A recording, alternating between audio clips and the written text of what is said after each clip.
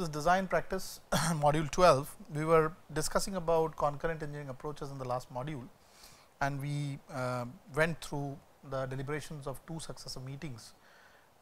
In one meeting, of course, the teams agreed to design a specification, and then the teams looked at the various process capabilities and the mean machining capabilities of more than one systems of manufacturing processes, in which an output cost was created.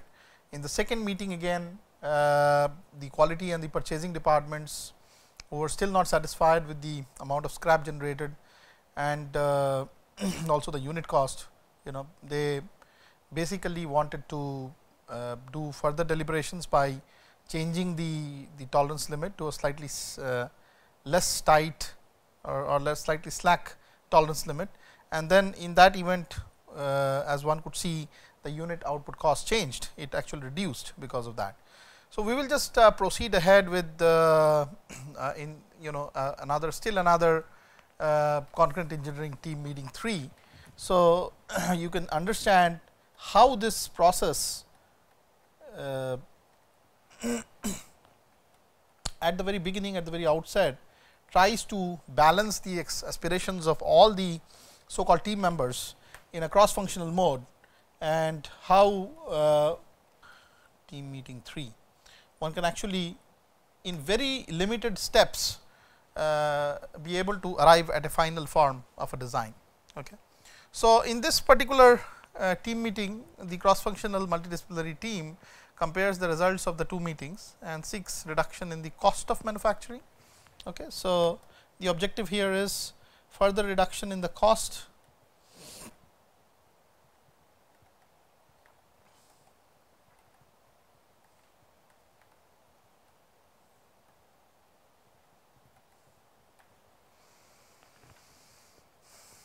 and also obviously further reduction in the rejects, because they are not happy with the level of rejects that happened over the last deliberation.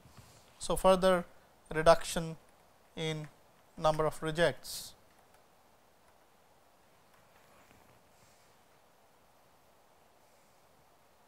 And obviously, if the rejects reduce, it is a proper utilization, and you can say that the number of pieces of raw shaft required also get reduced.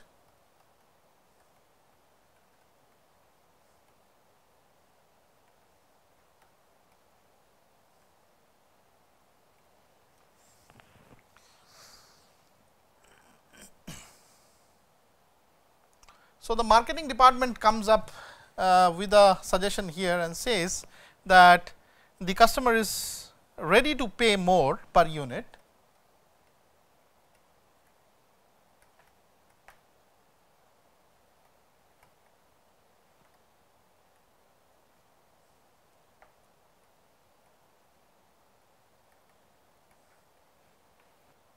while keeping these into view, that the number of rejects and the number of raw materials overall reduce, because of which the overall manufacturing cost may be lesser. Okay. And we can probably think of going for the third option, which is the automatic screw cutting machine. This is a much better controlled option.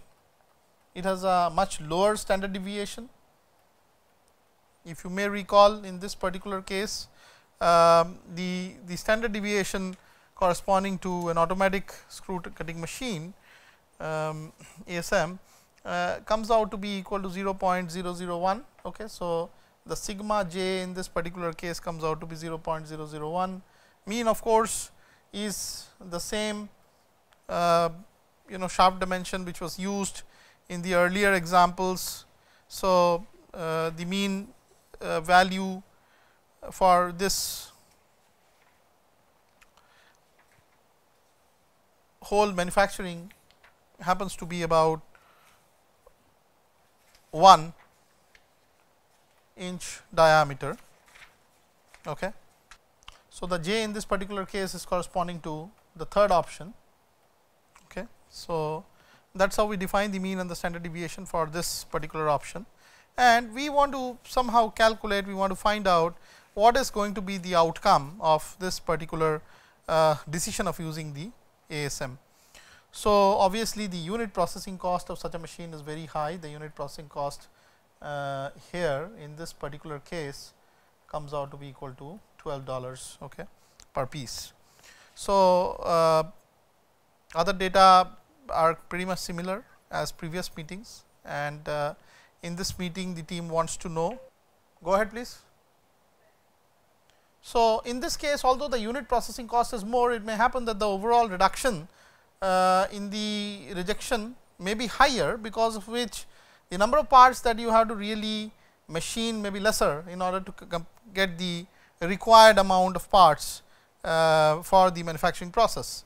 Okay. So, in this particular case, let us say in this using the ASM machine, the other data is same. In this meeting, the meeting 3, the team wants to know the unit cost of output, number of units of scrap generated, again the number of raw units required to produce 1000 finished pieces using the ASM system, and you can consider both the tolerances. The slightly tighter tolerances, which are in the range of 1 plus minus 0.003 inches, and then based on the marketing feedback, slightly loose set of tolerances, where this goes to 1 plus minus 0.004 inches. And you can probably check on that in the this is called specification set 1. Okay. So, let us say this is corresponding to k equal to 1, and this is called specification 2. So, corresponding to the j equal to third machine, which is the ASM machine in the particular example problem, you can check what is going to be the efficacy of using this specification and this specification on the third machine in terms of cost. So, number of units scrapped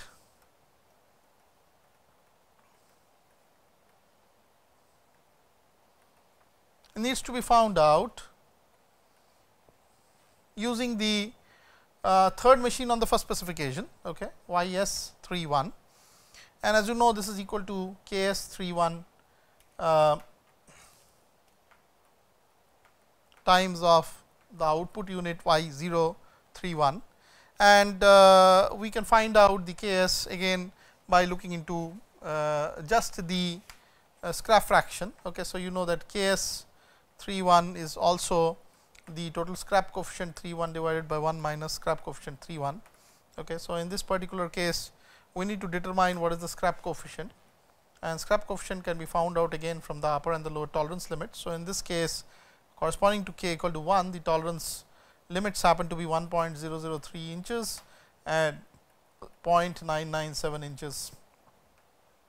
And so, the phi of z upper tolerance j k, j being 3, k being 1, okay, is equal to 1.003 minus 1.00 divided by the standard deviation 0.001. Okay. So, this corresponds to about 3, and if I looked into so phi of 3, phi of this whole term, and if I looked into the normal distribution tables for corresponding to what would happen if the z equal to 3. So, this corresponds to about 99.8 or 99.9% of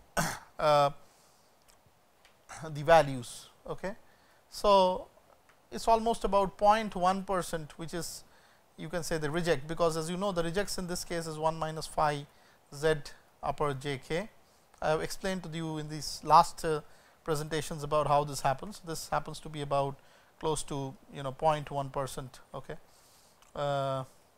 So, that is how the upper tolerance unqualified number of pieces are, or percentage of pieces are. Similarly, if I had a lower tolerance unqualified percentage, this corresponds to phi of minus 3, which is same as the 0.1%. In other words, the total number of rejects here is close to about 0.2%. Okay. So, 0.002 divided by 1 minus 0.002, which happens to be again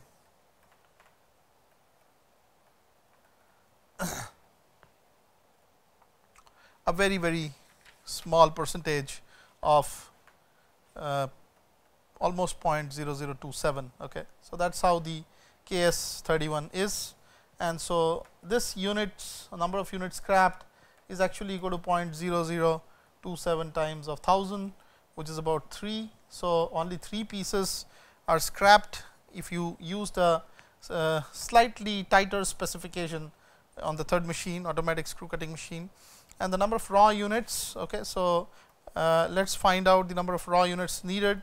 Number of raw units is again based on yi31, which is equal to ki31 times of y031, that is 1.002 times of 1000. So, you get about 103, you can say 27. Okay. So, it is roughly about 1003 pieces approximately. So, this is what you need to put in the system of the transformation for generating about 1000 OK pieces from the transformation.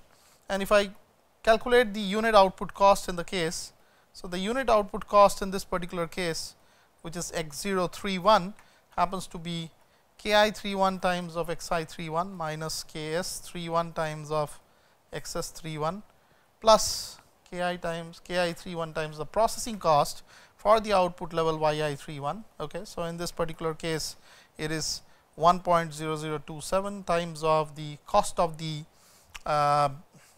input material, which is about $10 a piece, minus the scrap 0.0027 times of $2, which is the scrap cost, plus the processing cost, which is about $12 times of 1.0027, which is the KI31 value. So, this comes out to be about $22.054. Okay.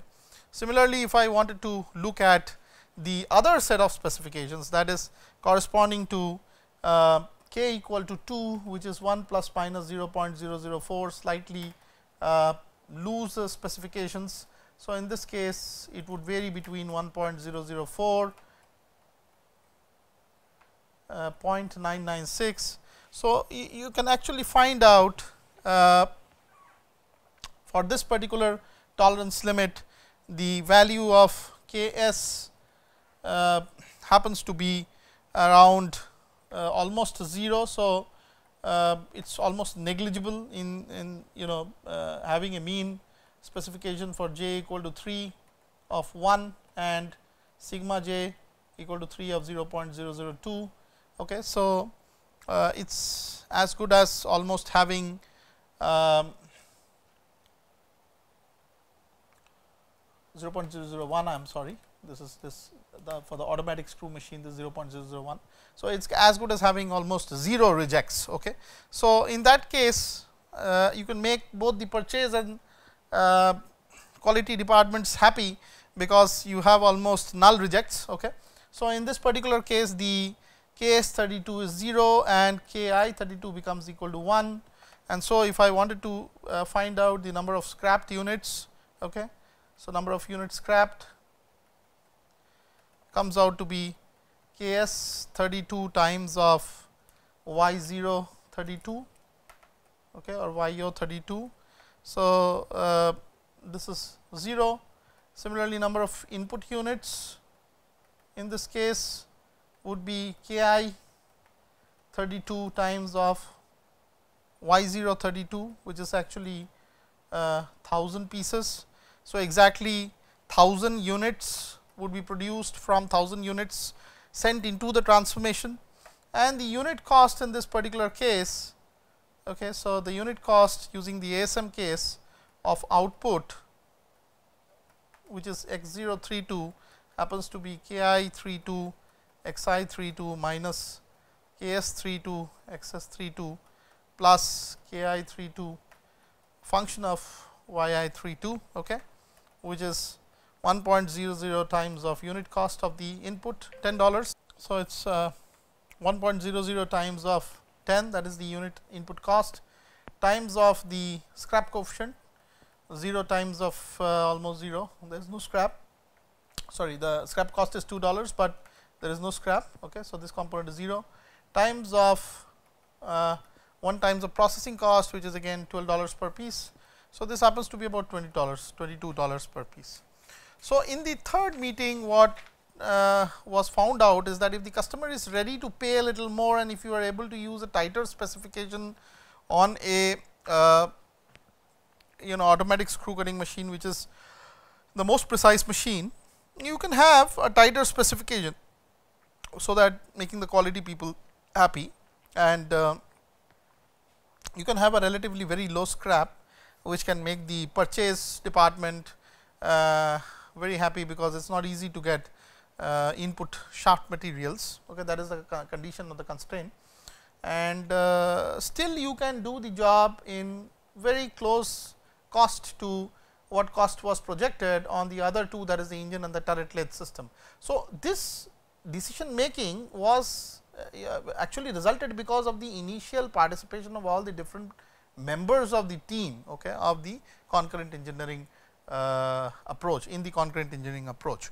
So, let us look at a slightly different situation again, when we talk about another concurrent engineering meeting. Okay. So, in this particular meeting, there have been, we have seen dramatic improvements in product quality as well as manufacturing lead time as a result of this cross functional team approach, and scrap has been almost reduced to 0, which address the concerns of the quality. In its earlier deliberations, the team did not consider the influence of the economies of scale of production. So, now we consider that situation and try to find out a sort of a cost, which is cost of machining, which is dependent on the total amount of input to the transformation process. So, a function of yi32, and then try to calculate this in terms of the number of the units, or yi32 in terms of how many number of inputs are needed for the slightly slack specifications, or lower expanded specifications of 1 plus minus 0.004, as on the third machine j equal to 3, that is the automatic screw cutting machine. So, let us call it concurrent engineering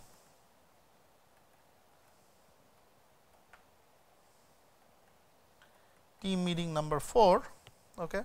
And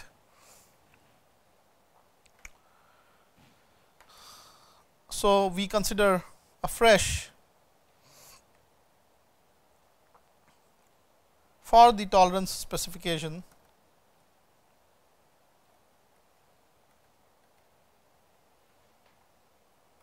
one plus minus 0.004 inches, the economies of scale.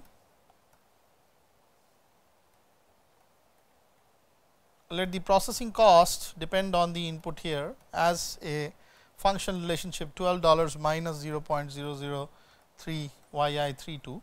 This equation is based on more sort of objective studying of what is the actual cost, including overheads, labor, etc., to work on an ASM, automatic screw cutting machine, if supposing there is a certain fixed level of input material which goes into the system.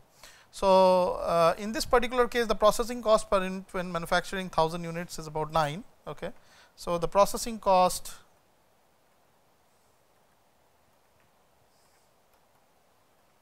per unit when manufacturing 1000 units is 9, because obviously the economies of scale gets added or gets subtracted from the overall cost in this particular case. Okay. And the unit cost of the output in that event, which is represented in terms of ki32 times of xi32 minus ks32 times of xs32 plus ki32 times of function of fyi32, considering the economies of scale, becomes equal to from the last step, okay, for the slightly slack specifications on the ASM, as 1 cross 10 plus or minus 0 times $2 plus 1 cross 9 becomes equal to $19. So, you are able to consider the economies of scale, the requirement of the quality, the requirement of the purchase, and also being able to produce at the lowest possible cost. Okay. So, the last cost which came on an engine lathe, where these considerations were absent in the second team meeting, was about 19.54 units of currency. So, in this particular case, as you see, that cost has also reduced because of economies of scale, because of this concurrent nature of the approach which is being followed. So, this is the power of, you can say, the concurrent engineering. So, if I wanted to record everything in sort of a matrix form to arrive at a decision making, so we would like to let us say call this the result of interaction between design and manufacturing, and I would call this a sort of a decision table for finally arriving at what is going to be the best process, okay, for process design of these components. So, for the manufacturing technological options,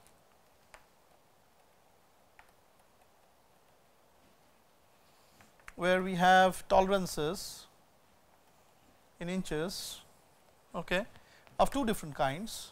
For example, in this kind you have the first set of tolerance, which is 1 plus minus 0.003, and the second set of tolerance, which is 1 plus minus 0.004, which was framed out on the advice of the marketing. And we consider various outputs of the algorithm, like unit cost of the processing of the material, or of the final material which came out from the transformation process, the number of scrap units which got generated, and similarly lead time. You get a decision matrix based on which you could actually conclude about what would be a good process in a certain business environment. Similarly, for the other set of specifications, scrap units, unit cost, and lead time. Okay, so, if all these possibilities are integrated together for the different options which are there. So, you have the turret lathe as j equal to 1 option, the engine lathe corresponding to j equal to 2, and the automatic screw cutting machine corresponding to j equal to 3. So, the unit costs here are 23.97, 21.63, 22.02, and units of currency. Similarly, the scrap generated is 465 in one case, 155 in the other, 3 in the other, and the lead time, again if we calculate using setup times as well as the processing times, 485, 949 and 752. Similarly, for the slightly slack specifications, this cost happens to be 20.37, 19.78 and 22 units of currency. Scrap units happen to be 184 in one case, 46 in another, and 0 in another, and the lead times happen to be 1204, 862 and 750. So, based on the business environment which is there, either it could be a low lead time decision, the lowest lead time being 750 minutes for producing the 1000 pieces, okay, and that too at a reasonable cost, okay, and for 0 units of scrap. And as you know that if I take economies of scale here, so if I add the economies of scale term here, this cost further goes down to about $19. So, at the lowest cost, at the let us say lowest possible lead time, with the highest possible quality and also making the purchase department happy, you could do an operation in the most costly machine. Okay. So, this can only be possible because of this concurrentness in the approach of how you do the overall designing for the specification. So, in this manner all the specifications need to be determined for an engineering assembly before getting into the manufacture phase, so that there is an optimal angle to all the manufacturing. So, I think I will close the topic here today, but then in the next topic we will compare between what the economies of scale would rhyme in the serial approach as opposed to this approach, and then we will talk something about product life cycle as well. So, up till then, goodbye. Thank you.